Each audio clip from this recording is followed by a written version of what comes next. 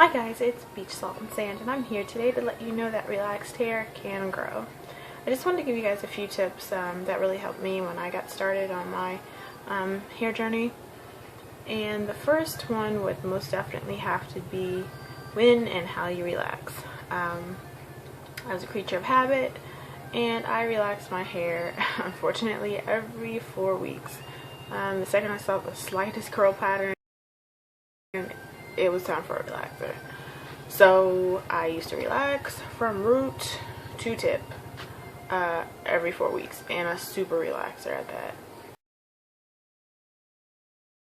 Bad idea. I just didn't know any better. I wanted bone straight hair, and that's how I thought you got it, so that's what I did. Anyways, needless to say, that was not a good idea.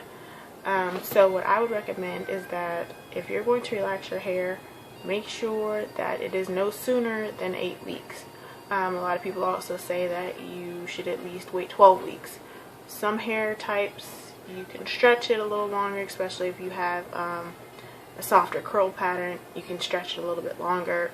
My hair is a tight curl pattern. I can't really wait 12 weeks, so I would say personally, no sooner than 8 weeks. If you can stretch longer, most definitely do it. The longer, healthier for your hair, as long as you don't, incur any tangles or that kind of stuff where it starts getting matted. When you know it's really bad, then, adjust it accordingly. But like I said, no sooner than 8 weeks. My second tip would most definitely have to be find yourself, in between your relaxers, a good moisturizing shampoo and a good conditioner, a good moisturizing conditioner. Me personally, I only wash my hair like in the wintertime maybe once a week.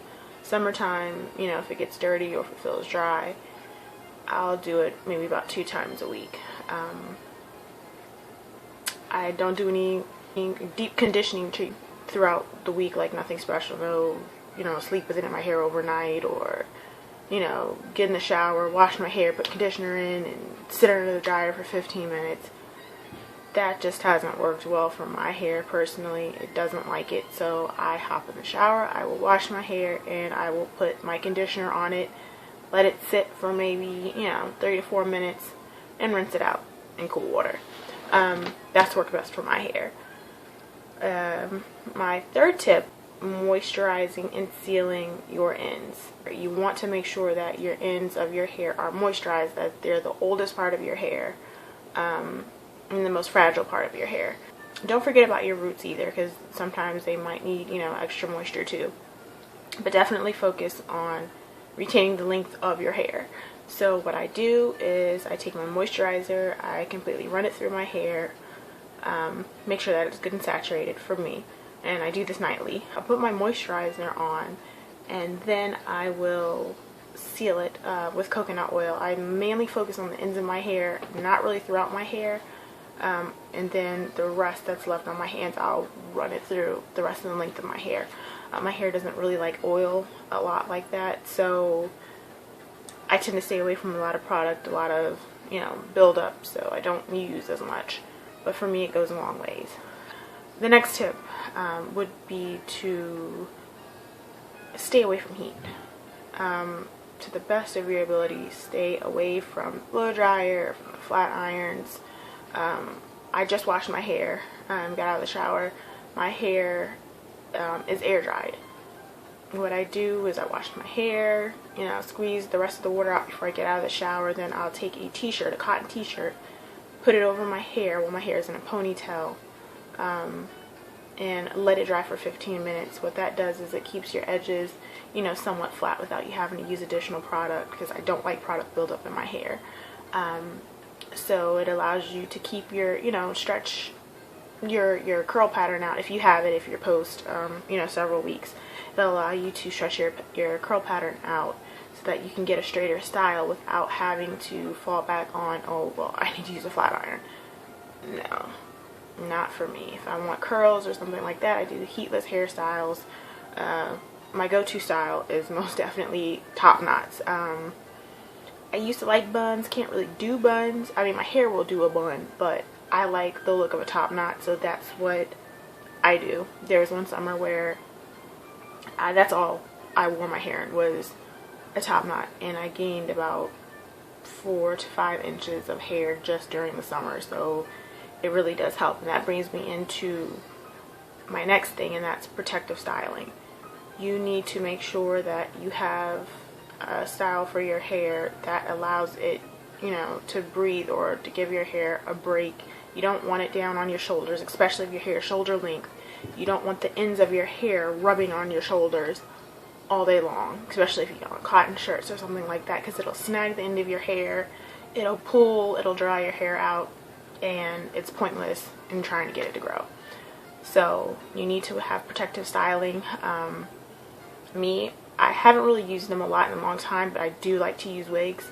So, you know, if I just feel like I really just don't want to deal with my hair today, or if I just need a break, then I will fall back and, you know, use a wig. Like I said, I really haven't used one in probably the past 6 months, but if I need to, you know, the option is there.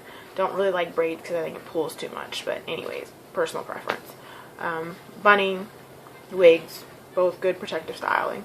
As long as you maintain, you know, your hairline, you don't want to damage your hairline.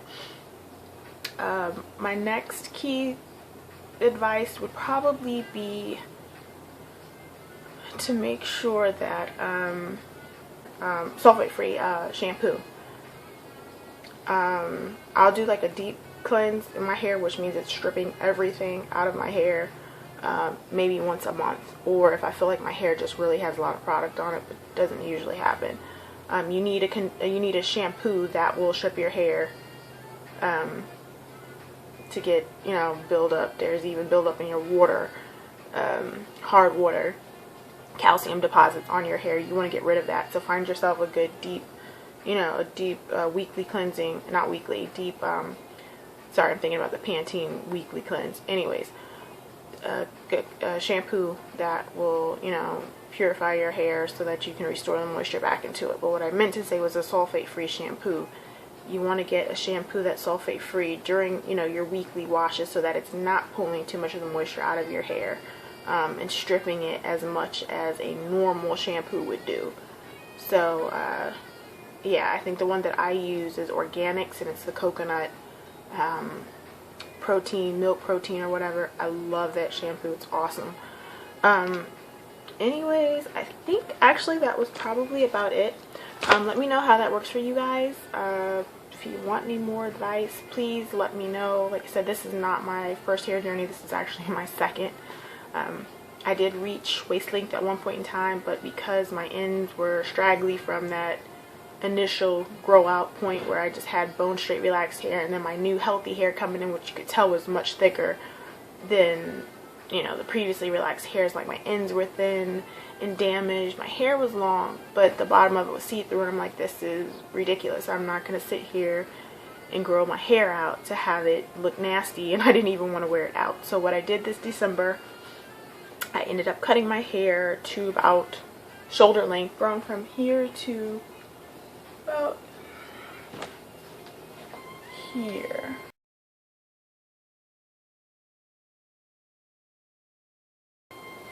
So I'm happy with it. Anyways, let me know how this works for you guys. If you have any suggestions or ideas, please feel free to let me know. But talk to you guys later.